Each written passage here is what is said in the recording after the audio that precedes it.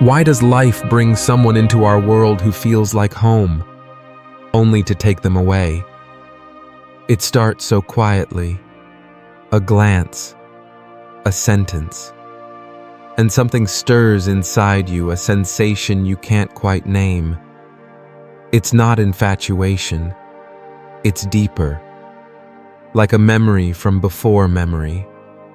Like your soul remembers them. You weren't looking. You weren't ready. But suddenly, there they are.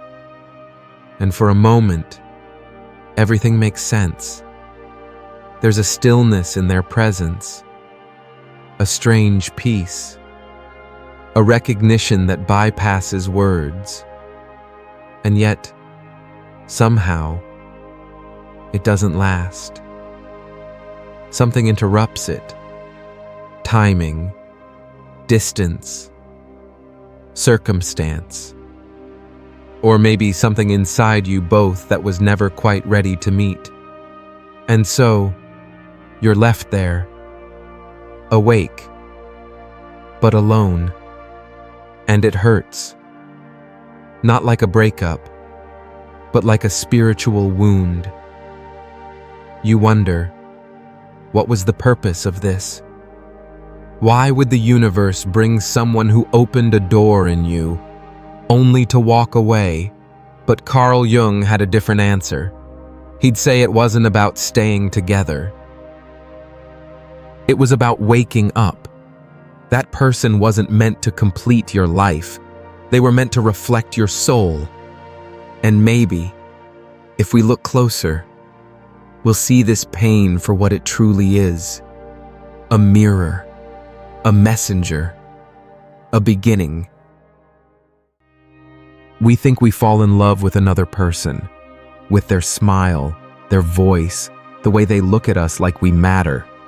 But if we slow down, if we sit with that feeling a little longer, we might notice something strange. We don't fall in love with them. We fall in love with what they awaken in us.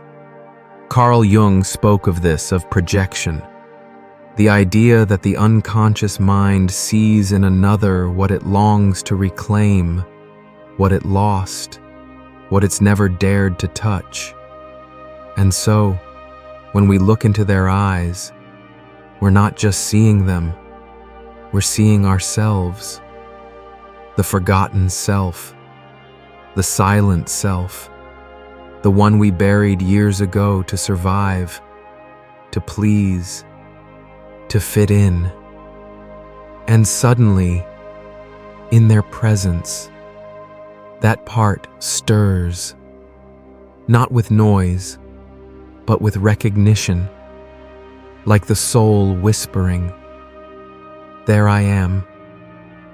Jung called it the anima or animus, an inner figure, feminine or masculine, that we carry deep within. Not just an idea, but a living image, formed by memories, wounds, ideals, and unmet needs.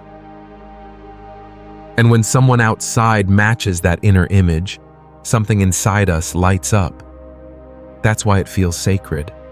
That's why it feels like destiny, because the soul is seeing its own reflection for the first time in years. But here's where the pain begins. That beauty you see in them may not actually belong to them. It may belong to you. You're not just falling in love with their presence. You're falling in love with the parts of yourself you've never allowed to live. You see someone radiant, emotionally free, sensual, wild, or grounded, and you're drawn like a moth to flame. But the flame is your own essence, reflected back at you. And when you reach out to possess it, to make it yours, it slips through your fingers, because it was never theirs to give. This is why we chase certain people with such obsession, not because they are right for us, but because they hold a piece of us we forgot.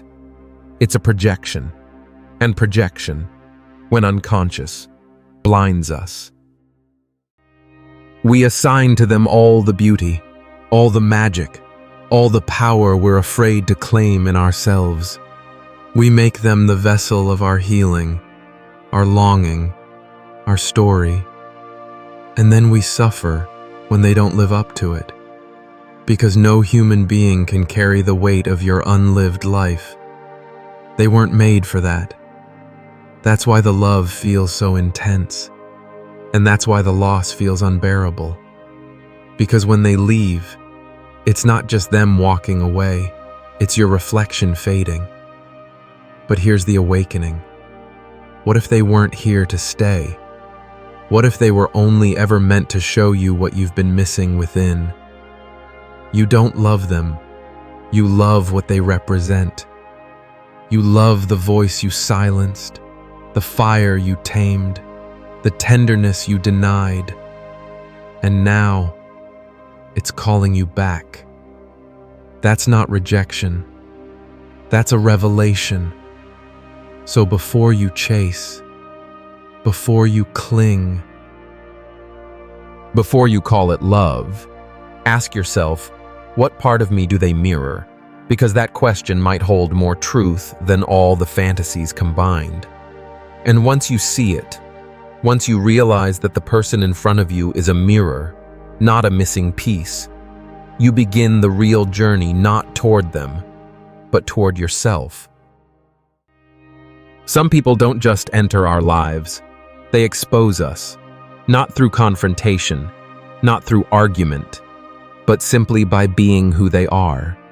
And you feel it right away, this strange magnetic pull towards someone who seems to embody everything you're not.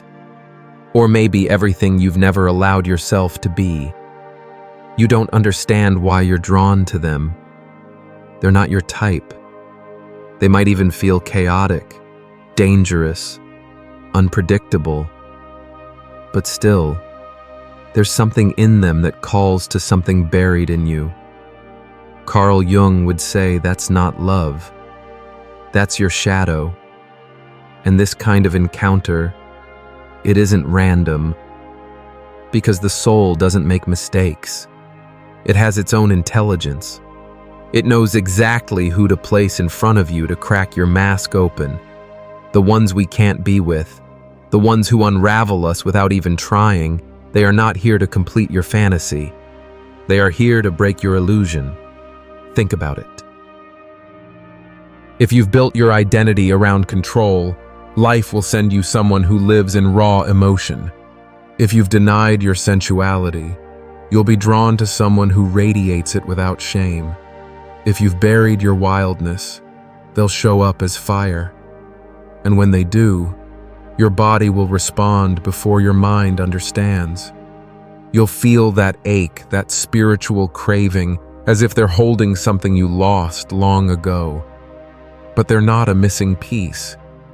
They're a mirror.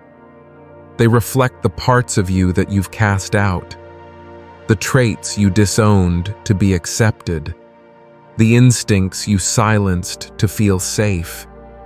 And in their presence, all of it wakes up again. That's why it hurts so much. Not because the relationship didn't work out, but because they exposed how far you've drifted from yourself. The more you long for them, the deeper the exile of that inner part. And that craving, that obsession, it's not about them. It's about the soul trying to call that energy home. And yet, here's the hard truth. They're not meant to stay, because the shadow isn't there to be married. It's there to be integrated. These people come into your life like storms. They don't stay long, but they leave the landscape changed. And when they go, you're left with a haunting clarity. You can't go back to who you were, and you can't keep pretending you don't know what you know now. Their purpose was never partnership. Their purpose was confrontation. They came to make you look at yourself, the self you locked away, the self you abandoned to survive. And when you understand that when you stop romanticizing the encounter and start reflecting on it, you realize the gift they brought. They held up a mirror to your unconscious. And in that mirror, you didn't see them. You saw you. The you who still needs to be reclaimed. The you who aches to be whole. So the next time you find yourself consumed by someone you cannot have, stop asking how to win them. Start asking, what part of me do they carry? Because the healing doesn't come from holding on to them. It comes from holding on to what they woke up in you. And that's where the path begins to bend. Not every connection is meant to become a love story. Some come like a storm and leave just as quickly. Some don't even start. They hover on the edge of possibility, intense, electric, undeniable, and unfinished. And maybe that's the point. Maybe the purpose of certain people isn't to walk beside you, but to awaken you. They arrive not to stay, but to stir something inside you that's been asleep for years. A seed you didn't know existed, buried deep, waiting for the right kind of fire to crack it open. The ache you feel, the longing, the confusion, the silent grief, it's not just about them. It's about you, about the self you forgot, about the life you were too afraid to live. These aren't failed relationships. They're sacred detonations. They don't come to comfort you. They come to confront you, to pull the rug from beneath your carefully constructed life and whisper, "This is not all there is." Jung understood this. He knew that growth often comes dressed as devastation. That the soul doesn't evolve through ease, it evolves through rupture, through emotional earthquakes that leave nothing standing but the truth. So when someone enters your life and leaves you undone, don't rush to fix it. Don't try to make sense of it. Just be still for a moment and feel, because beneath the chaos, there's a message. They weren't a mistake. They were a mirror, a messenger, a rite of passage. And if you listen closely, you'll hear the call. This wasn't about becoming us. It was about becoming you, that fire they lit. It wasn't meant to keep you warm. It was meant to burn through the illusions, the roles, the masks, the comfort zones that kept you small. Yes, it hurts. Yes, it feels unfair. But maybe that ache in your chest isn't heartbreak. Maybe it's a crack. And maybe through that crack, the rest of you can finally breathe. You wanted a partner. What you got was an initiation. And sometimes that's the more sacred gift, because love stories fade. But awakenings, they change everything. They rewire you. They shift how you see the world, how you see yourself. They demand that you rise from the ashes of who you were. And if you dare to answer that call, if you dare to walk through the pain instead of escaping it, you don't just recover, you transform. So let go of the fantasy. Let go of the idea that it had to work out to mean something. It did mean something. It meant everything, because it brought you back to yourself. And from here, everything begins to change. Sometimes life plays a quiet trick on you. It brings you someone who feels like the one, only to take them away before anything real can begin. And you sit there with that ache in your chest, wondering what you did wrong, why something that felt so right could slip through your hands like that. But maybe the truth is harder and quieter. Maybe they were the right person, just not at the right time. And that's a kind of pain that doesn't scream. It lingers. It doesn't come with closure or explanation. It just leaves you with echoes, what ifs, almosts, and timing that didn't line up. Carl Jung didn't shy away from that pain. He called it part of individuation, the long, winding, unpredictable process of becoming whole. A process that unfolds in stages. And some stages aren't meant for love. They're meant for growth. So sometimes, you meet someone whose soul speaks your language, but your life isn't ready to hear it. Maybe you're still carrying old wounds. Maybe you haven't yet reclaimed the parts of yourself that could truly show up. Maybe they haven't either. Or maybe the path you both need to walk hasn't yet led you to the version of yourselves that could hold each other properly. And it hurts. God, it hurts. Because it feels like it should work. The connection is there. The understanding, the ease, the spark. But the reality, the timing says otherwise. And timing doesn't care how much you feel. It doesn't care how rare the bond is. It only cares if you're ready. Spiritually, emotionally, energetically. So instead of asking why it didn't work, ask what it came to teach you. Because the most painful moments are often the most revealing. They show you your gaps, your unhealed needs. The fears are still running the show. They expose where you cling, where you chase, where you still don't trust yourself or life. You can't force a union your soul isn't ready to sustain. You can't bend divine timing to meet your urgency. And honestly, you don't want to. Because if love arrives before you're whole enough to receive it, it won't liberate you. It'll break you. So what if this wasn't a loss?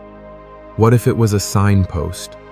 A mirror held up at a pivotal point in your life, showing you what's possible and what's still missing.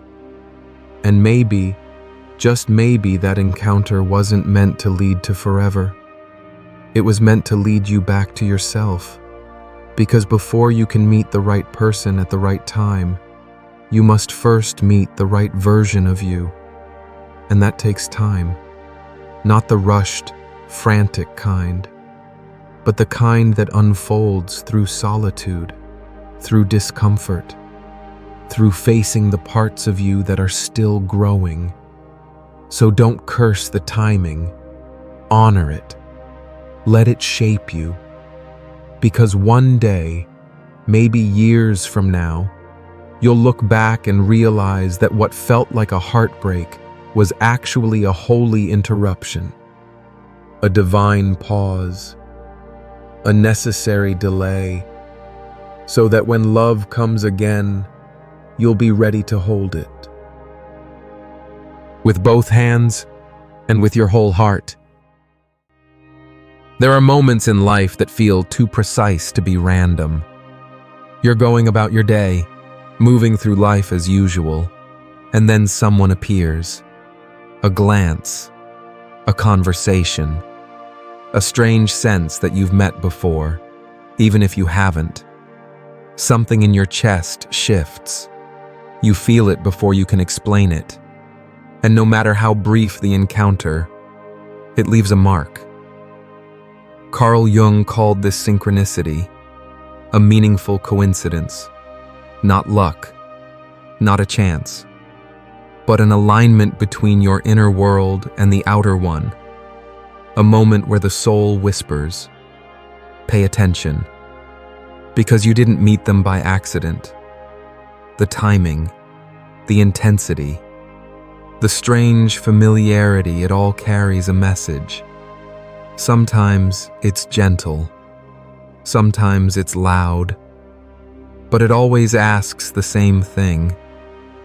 Are you awake enough to see what this means? Not all synchronicities are meant to lead to forever. Some come like sparks in the dark. They light something in you. They awaken what's been dormant, and then they disappear. And that's where most of us get stuck. We try to hold on to the person, thinking that the meaning must lie in the permanence. But sometimes, the meaning lies in the moment itself, because the universe doesn't always send a partner.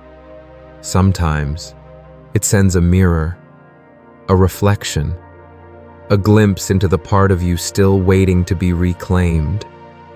You feel drawn to them because they carry something you lost: your softness, your fire, your voice, your freedom. And just by being near them, something dormant inside you starts to breathe again. It's not a fantasy. It's not your imagination. It's the soul recognizing itself. And that recognition, that sudden rush of meaning, isn't here to be possessed. It's here to be understood. Too often, we chase the form. We mistake the messenger for the message. But synchronicity doesn't owe you a story. It offers you an invitation to wake up, to feel again, to remember who you are beneath the layers. To see what you've been avoiding, what you've buried, what you're finally ready to confront. Sometimes, that's why the timing feels so surreal. Because on the surface, everything might seem ordinary, but deep down, something in you knows this matters. So instead of asking, why did they leave, or why couldn't it last, ask, what did they show me? Because that's where the gold is. That aching you feel. It's not just heartbreak. It's awareness breaking through. The sense of destiny. It's your unconscious surfacing. The intensity. It's your soul pulling itself out of sleep. Synchronicity doesn't always give you what you want, but it always gives you what you need. And sometimes, the most powerful thing the universe can do for you is place someone in your path just long enough to wake you up and then take them away. Not to punish you, but to remind you, you are on a path. And that path doesn't unfold in logic. It unfolds in symbols, in timing. In signs you can only read if you're willing to look with your heart. So don't dismiss what felt real. Don't reduce it to coincidence just because it didn't last. Meaning doesn't always come wrapped in permanence. Sometimes, it comes wrapped in awakening. And once you're awake, nothing is ever the same. There's a certain kind of meeting that doesn't feel ordinary. Someone enters your life and suddenly, the air feels different. Colors seem brighter. Conversations go deeper. You feel seen in a way that makes time slow down. It's not just chemistry, it's sacred. It's alive. And almost instantly, you think, this is it. This must be the one. But that feeling, however powerful, can be deceiving. Because not everything that feels divine is meant to be permanent. Not every soul that touches yours is meant to stay. Carl Jung would have called this a moment of symbolism, not necessarily destiny, because the unconscious doesn't just speak in thoughts or feelings. It speaks in symbols. It uses people, encounters, experiences like dream fragments playing out in the waking world. And when someone stirs your soul in a way you can't explain, there's a chance it's not them you're meant to grasp, but the meaning they carry, that kind of intensity that pulls toward them. It's alchemical. Transformative. But like all alchemy, It's volatile. It's not about comfort. It's about change. And the mistake we make, the one that brings so much pain, is trying to turn the symbol into a person, trying to make the sacred literal. We want to hold on to them, make them ours, build a life, shape a future. But sometimes, the universe doesn't send you a partner. It sends you a process. You don't meet the one. You meet the mirror, the activator, the soul catalyst that was never meant to stay, only to unlock what was asleep in you. And it feels like love. But the real love story isn't between you and them. It's between you and the part of yourself they awaken, the part you'd buried, the version of you you'd forgotten, the voice you silenced, the need you denied, the dream you abandoned. Their presence, brief or prolonged, shatters something, breaks a shell, and suddenly, your identity can't go back to what it was. But if you confuse the symbol for the destination, you suffer. You'll cling, you'll chase, you'll try to force a story that was only ever meant to be a chapter. You'll turn a spiritual message into a personal obsession.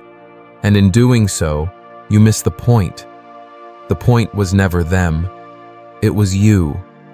They were the messenger, the reminder, the crack in your armor that let the light in. So no, that person may not be your forever. But they were your threshold. They were the invitations. And the question is, will you walk through it? Will you take the awakening they triggered and turn it inward? Will you use the fire they sparked to illuminate the corners of your own soul? Will you stop asking, why didn't it work out? And start asking, what did this unlock in me? Because once you see the symbol for what it is, once you let go of the fantasy and sit with the truth, something deeper begins. Integration. And in that space, you realize this wasn't about romance. It was about revelation. They weren't here to complete your life.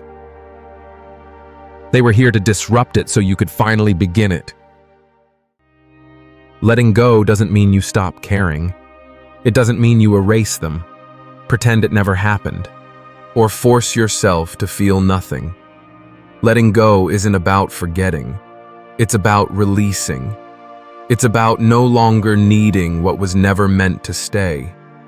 Because holding on, that's what drains you. Not the love, but the grasp. The desperate hope that maybe, somehow, things could still become what they were never supposed to be. That clinging, that resistance doesn't preserve the moment. It paralyzes your growth. Jung said, what you resist persists. And it's true. The more you fight reality, the more it holds you down. The more you beg for what was, the more you deny what is. And in that denial, you stay stuck. Not just in memory, but in identity. In an older version of yourself that can't evolve because it keeps waiting for something that will never return. But letting go, real letting go, isn't weakness. It's transformation. It's choosing to let the experience shape you without allowing it to define you. It's sitting with the ache, not running from it, not numbing it, but letting it do its deeper work. Because pain doesn't just hurt, it purifies. When you let go, you don't discard the love. You honor it. You stop needing it to take form. You stop demanding it to fit your narrative. You start to see it for what it really was, an awakening. A teacher. A spark that led you to a deeper truth. And slowly, the grip loosens. The obsession begins to soften. The questions become quieter. And the pain starts to dissolve, not because it no longer matters, but because you've allowed it to matter. You've let it move through you, not rule you. And what's left behind is clarity. A new kind of stillness. A sense that they didn't come into your life to complete it, they came to shake it. To burn away the false layers. To push you toward a part of yourself that only their leaving could reveal. And in that space, after the storm, you return. Not to who you were before them, but to who you were always meant to become. So don't fear letting go. Fear staying trapped in a chapter that has already served its purpose. Let the story end, not because it was meaningless, but because it was meaningful enough to change you. And that's the whole point. They were never meant to stay. They were meant to help you come home to yourself. And so, we come to the one that never stayed, the one you never kissed.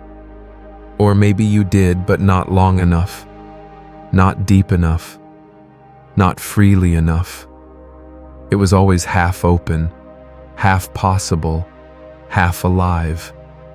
A love suspended in time, unconsummated, unresolved, and yet somehow unforgettable. We don't talk about this kind of love often, the one that doesn't follow through, the one that doesn't become real in the eyes of the world. But maybe that's because it was never meant to be ordinary. This wasn't a relationship. This was a revelation, a soul story, the kind that bypasses logic and time, the kind that sneaks through the cracks of your life like light slipping under a closed door. And once it's in, everything looks different, feels different. Because this person, they weren't here to build something with you. They were here to break something in you. Or more truthfully, to reveal what was already broken. They didn't come to create a shared future. They came to help you remember the parts of yourself you buried long ago. The wild one, the tender one, the unprotected, untamed, unedited version of you that learned too early it was safer to disappear than to be fully seen. That's why it hurts the way it does. Because it wasn't just about love. It was about recognition. And not of them, but of you. That ache you feel, it's your soul awakening. Shaking off the dust. Feeling again. Wanting again. Grieving. Not just the person, but the self you lost in the process of surviving. You thought they were the one, but maybe they were the door. And what they opened was you. And that's the kind of love that doesn't need fulfillment to be complete. It doesn't need time or titles. It doesn't need a future, because its gift was in the return. The return to what was exiled. The remembrance of what was forgotten. That's why some loves don't unfold, because they've already done their work the moment they appear. They stir something in your bones, ignite something in your chest, and then they vanish. Not because they didn't care, but because their chapter in your life was never meant to be written in days or years, only in moments that shift your entire axis. So don't regret what never was. Honor what was awakened. Let that unfulfilled love stand in your memory, not as a tragedy, but as a turning point. A spiritual signal that said, you're still alive in there. And it's time you came back to yourself. Because sometimes, the most powerful love of all is the one that never becomes real in the world, but makes you real within yourself. So let me ask you now, who was that person for you? The one who passed through your life like a whisper, but left behind an echo you still carry. The one you couldn't hold, couldn't keep, but somehow couldn't forget. What part of you did they touch? What hidden piece of your soul did they wake up the fire you silenced? The softness you abandoned? The truth you were too afraid to live? And what if the pain that followed wasn't punishment? What if it was an initiation? Because the universe doesn't only bring us lovers, it brings us mirrors, carriers of messages, people whose only purpose was to open a door inside you, not to stay, not to promise, but to reveal, to remind you who you are beneath all the noise. And maybe, just maybe, that's what love really is. Not something you get to keep, but something that gets to change you. So if this has stirred something inside you, speak it. In the comments, tell me, who awakened you? Who left without staying, but left you more alive than you were before? And if you know someone carrying the silent ache of a love that never had a name, send this to them. It might be the reflection they've been waiting for. And if you're ready to keep going to explore the kind of questions no one ever taught you to ask, follow echoes of thought. Because this path isn't just yours. You're not alone in this ache. You're not alone in this becoming. You never were.